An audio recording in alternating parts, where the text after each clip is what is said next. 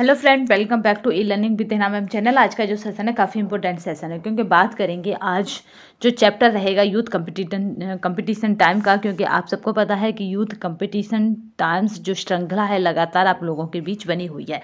इसके जल्दी ही हमें सारे क्या है पेपर यानी कहें सारे चैप्टर कवर कराने हैं। तो उन ऑल चैप्टरों को कवर कराने के लिए हमारी ये श्रृंखला स्टार्ट है।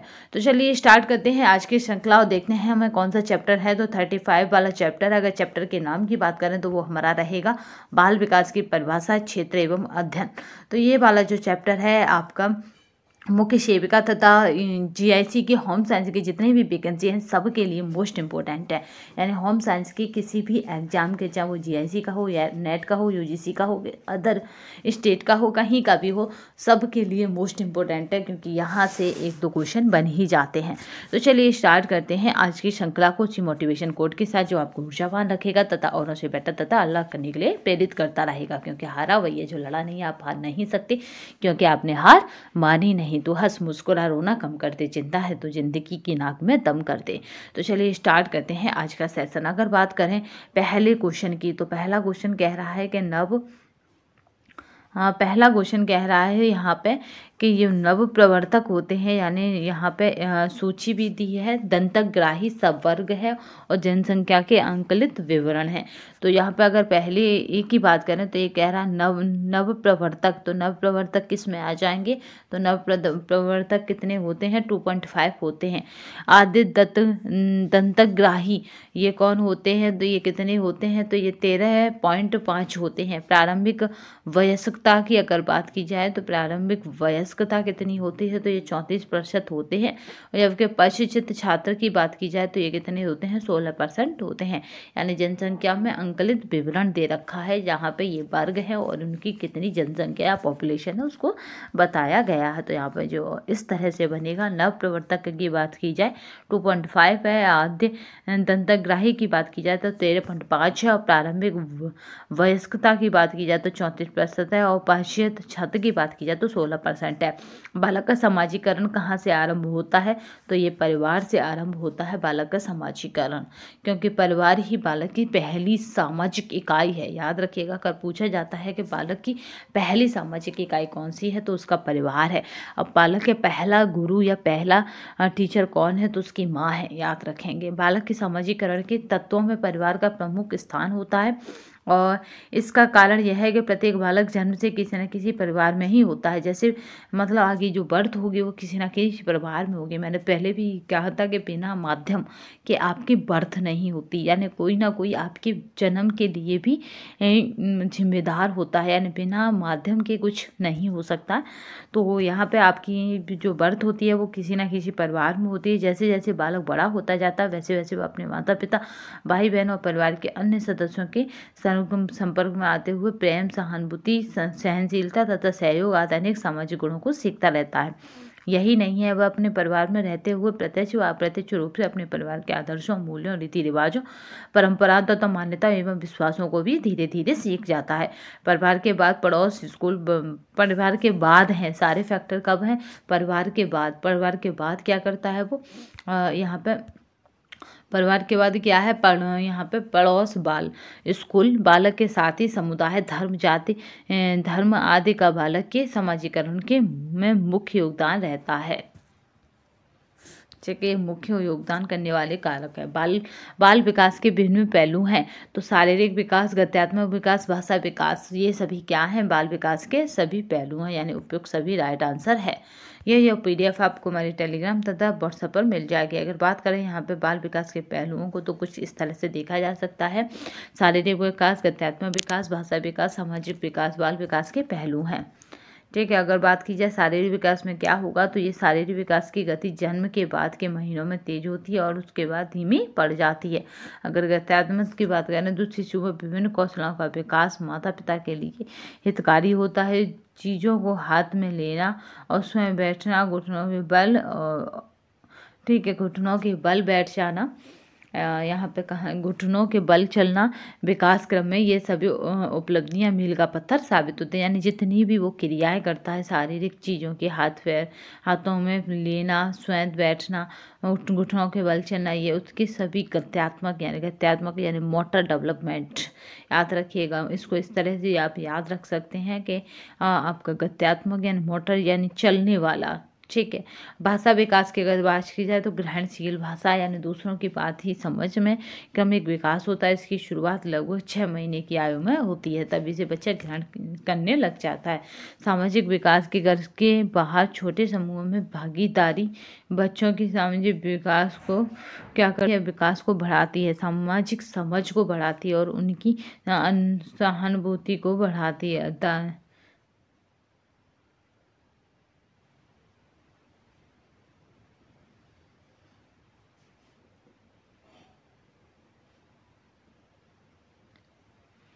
चलिए नेक्स्ट क्वेश्चन देखते हैं।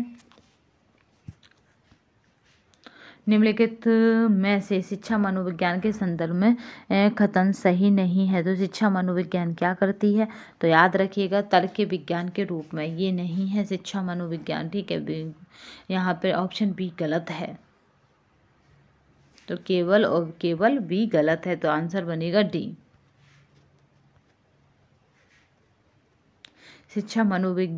शिक्षा से संबंधित मनोविज्ञान, जिसके अंतर्गत मनोविज्ञान के संप्रत्यों, सिद्धांतों तथा विधियों का प्रयोग शैक्षणिक परिस्थितियों को उन्नत बनाने के लिए किया जाता है। यानी जितने भी शिक्षा के मेथड हैं उनको उन्नत बनाने यानी उनसे उपलब्धियां हासिल करने के लिए हम शिक्षा मनोविज्ञान का प्रयोग करते हैं।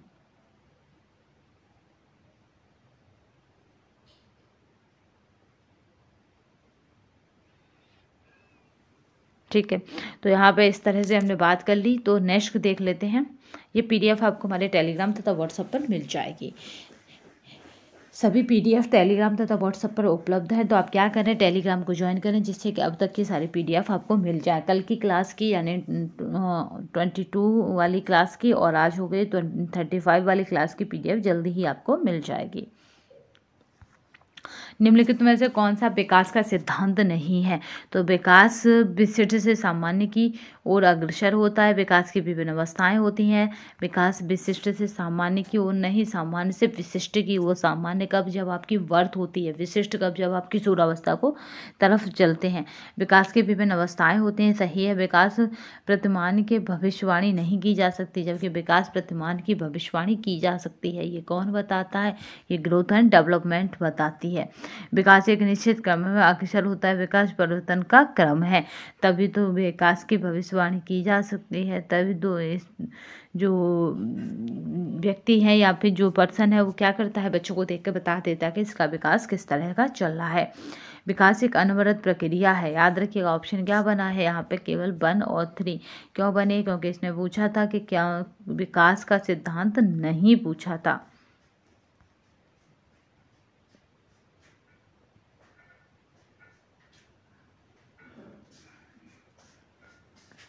ठीक है, विकास अमूर्त है। प्राणी विकास पहले होता है। विकास की विभिन्न अवस्थाएं होती हैं। विकास एक निश्चित क्रम में अग्रसर होता है। विकास परिवर्तन का क्रम है। नेक्स्ट चलते हैं। एक समुत्थानशील बच्चा वह है जो जिसमें क्या होगा, याद यहाँ पे देख लेते हैं कि क्या होगा। तो यहाँ पे उन परिस्थितियों से वापस निकल आता है जिनमें अधिकतर लोगों को नुकसान पहुँचेगा। यानी ऐसा बच्चा जिन ऐसी परिस्थितियाँ उसकी आगे आए जहाँ तक उसे लगे कि मैं सुसाइड कर सकता हूँ, उन परिस्थितियों से भी वो बाहर निकल आता है। तो समझिए वो कैसा है, समुत्थान बच्चा है।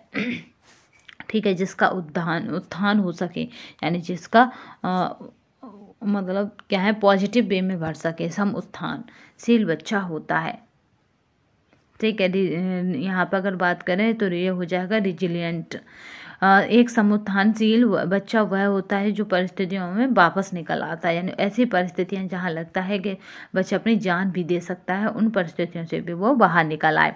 पहला कथन कह रहा है, अवकथन कालपूर्व पैदा हुए बच्चों में पूर्ण समय पर जन्मे बच्चों की तुलना में जीवन के साथ साथ अति तेजी से विकास करने की प्रवृत्ति होती है। भाई क्या कह रहा है, कालपूर्व यानी समय से पहले बच्चा जो पैदा होता है उसमें अन्य बच्चों की तुलना में या समय पर जन्मे बच्चों की तुलना में और जीवन के साथ साथ अधिक तेजी से विकास करने की प्रवृत्ति होती है। यह स्टेटमेंट बिल्कुल गलत है। अब अवकथन के बाद देख लेते हैं कारण क्या कह रहा है। उनकी अति संरक्षकता के परिणाम स्वरूप उन बच्चों को सकारात्मक लाभ मिलते हैं जो कालपूर्व पैदा होते हैं। ऐसा कुछ है ही नहीं, तो दोनों ही गलत हैं। तो यहाँ पे जो आंसर बनेगा वो में भी बनेगा, यहाँ पे आंसर जो बनेगा वो बनेगा बी, यानी ए और आर दोनों गलत हैं, यानी स्टेटमेंट और कथन दोनों ही गलत हैं।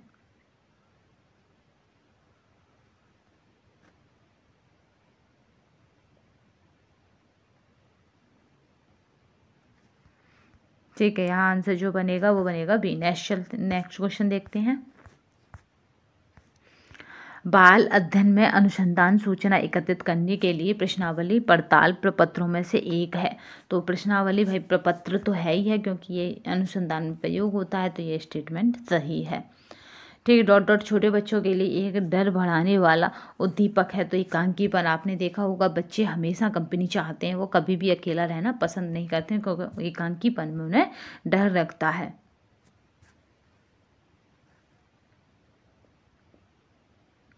ठीक है, लोनलीनियस जो एकांकीपन है उसमें उन्हें डर लगता है। निम्नलिखित में से कौन सी विधि बाल केंद्रित विधियों में नहीं आती है। प्रदर्शन विधि, योजना विधि, प्रयोगशाला विधि, आइसोमेंट विधि। तो यहाँ पे जो रहेगा वो रहेगा प्रदर्शन विधि। इन्होंने पूछा है बाल केंद्रित विधियों में नहीं आती है, तो जो प्रदर्शन विधि है वो बाल केंद्रित विधियों में नहीं आती है।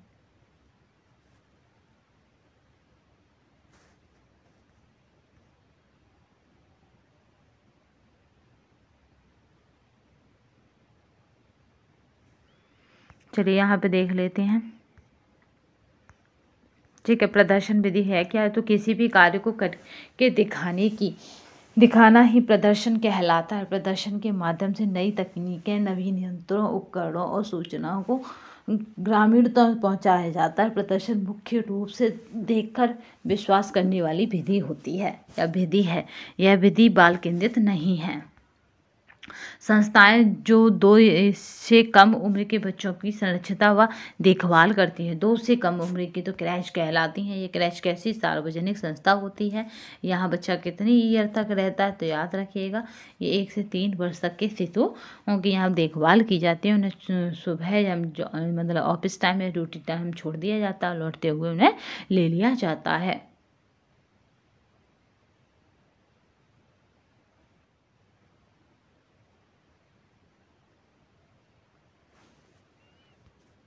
नेक्स्ट क्वेश्चन देखते हैं। यहाँ पर बालवाणी की अगर बात की जाए तो 2.5 से 6 वर्ष तक के बच्चों की देखभाल और शिक्षा की व्यवस्था की जाती है। बच्चों को पोषण पदार्थ भी दिया जाता है। अगर बात करें रिमांड घर की, तो इसको सुधार गृह भी कहते हैं। इसमें 12 से 18 वर्ष तक के किशोरों को रखा जाता है। Language of the thought of child किसके द्वारा लिखी गई पुस्तक है, तो ये लिखी गई है प्याजे महोदय के द्वारा। ठीक है, language of the thought of child.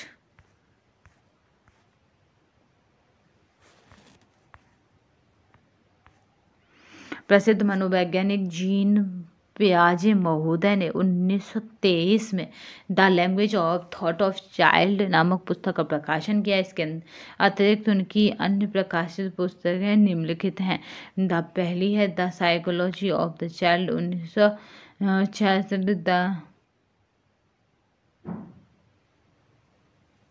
The psychology of intelligence 1943 है। The origins of intelligence child 1936 है।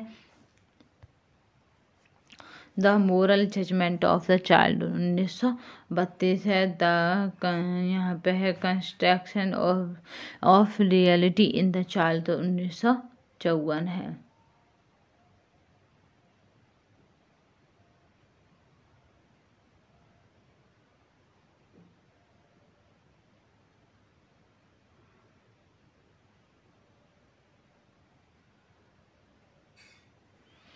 चलिए नेक्स्ट क्वेश्चन देख लेते हैं। यहाँ पे बाल मनोविज्ञान वह वैज्ञानिक अध्ययन है जो व्यक्ति के विकास का अध्ययन गर्भकाल के आरंभ से किशोर अवस्था के आरंभ अवस्था तक कराता है। यह किसने कहा है, तो क्रोकरो ने कहा है। ठीक है, ये किसने कहा है, स्टेटमेंट क्रोकरो का है। तो आप कैसे याद रखेंगे, बाल मनोविज्ञान यहाँ पे किशोरावस्था के प्रारंभिक अवस्था तक क्रोकरो। ठीक है, 3 बॉन्ड में से बांटेंगे, या फिर कहेंगे बाल मनोविज्ञान अध्ययन गर्भकाल से या गर्भकाल के आरंभ से यहाँ इस तरह से कह सकते हैं, गर्भकाल के आरंभ से किशोरावस्था के प्रारंभिक अवस्था तक। तो ये कोटेशन किसकी है? क्रो की है। गर्भकाल के आरंभ से किशोरावस्था के प्रारंभ तक। बाल विकास का अध्ययन है तो यहाँ पे है किशोरावस्था तक। ठीक है, बाल विकास का अध्ययन कब तक करते हैं? किशोरावस्था तक। किंडरगार्टन के जन्मदाता हैं फ्रोबल महोदय। फ्रोबल महोदय ने क्या दिया था? खेल्स के यानी कुछ टॉयंस बनाए थे, यानी उनके माध्यम से बच्चों को आपको सिखाना है, जिन्होंने मैथ वगैरह की सीख थी। बाल विकास यानी बच्चे का विकास मनुष्य के जन्म से लेकर किशोरावस्था के जन्म तक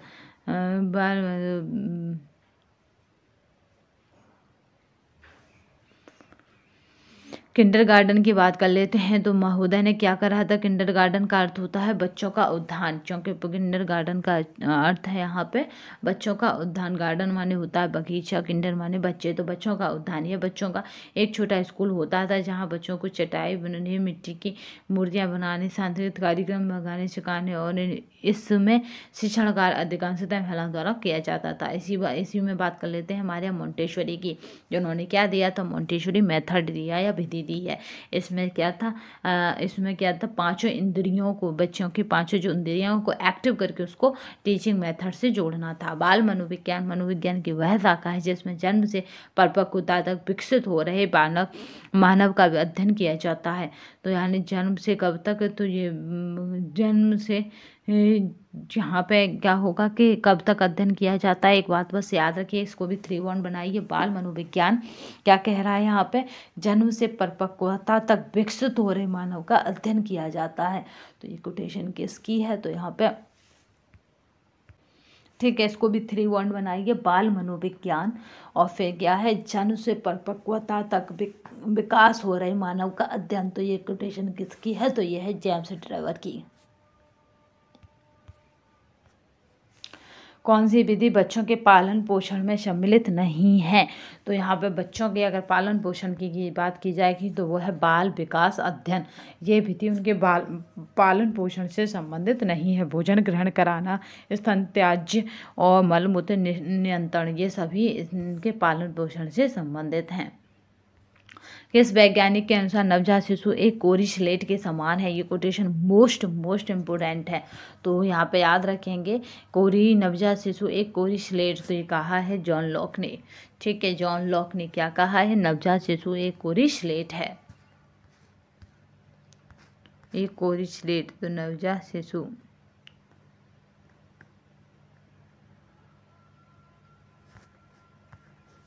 चलिए नेक्स्ट देखते हैं। विकास पर शोध कार्य में महत्वपूर्ण योगदान दिया है तो जीन पियाजे ने दिया। अगर डेवलपमेंट की कहीं पे भी बात होती है तो जीन पियाजे महोदय ने ही व्यक्ति के डेवलपमेंट यानी बच्चे के से लेकर किशोरावस्था तक के डेवलपमेंट पर, विकास पर सिद्धांत दिए हैं या महत्वपूर्ण शोध कार्य किए हैं। निम्न में से कौन सा उदाहरण बच्चों में होने वाले सार्वभौम परिवर्तनों का उदाहरण नहीं है? सार्वभौमिक परिवर्तन नहीं है, यानी सभी में नहीं होते वो परिवर्तन, ऐसे नहीं है। तो मुस्कुराहट का आरंभ ये सभी में होता है, हर एक बच्चे स्माइल देता। प्रथम शब्द पठन और चलना, तो यहाँ पे पठन और चलने के अलावा यहाँ पे जो पठन क्रिया है वो बच्चे की हर एक की अपनी अलग अलग आयु में होती है। मगर चलना, प्रथम शब्द यानी मम्मा पप्पा बोलना, ये सब एक ही एज में सब बच्चों के अंदर मिलेगा, यानी 6 मंथ, तो 6 मंथ में ही ये शब्द मिल जाए, मुस्कुराहट आरंभ हो जाती है। तो यहाँ पे आपको करना क्या है कि एक ही यहाँ पे आपको याद रखना है कि ये PDF आपको टेलीग्राम तथा व्हाट्सएप पर मिल जाएगी। और याद रखना है सार्वभौम इस पर बहुत क्वेश्चन बनते हैं, तो आपको ऐसी चीज़ें देखनी है जो सभी बच्चों में नेचुरली होती हैं, मगर कुछ बच्चों में जो क्या होगी, उसकी खुद की कैपेसिटी, खुद की कार्यक्षमता तक, खुद की परवरिश पर डिपेंड करेगी, तो उन्हें अलग करना है। तो यहाँ पर पठन जो मेथड है वो खुद उसे कितना माहौल मिलता है, किस तरह से उसे ट्रीट करा जाता है, यानी किस तरह से उसकी परवरिश होती है, उस पर डिपेंड करता है पठन क्रिया, यानी किस तरह से उसका पढ़ना उस पर डिपेंड करता है। तो ये PDF आपको हमारे टेलीग्राम तथा व्हाट्सएप पे मिल जाएगी। आज की श्रृंखला में बस इतना ही, नेक्स्ट सेशन में फिर मिलेंगे, तब तक के लिए धन्यवाद। वंदे मातरम, जय हिंद।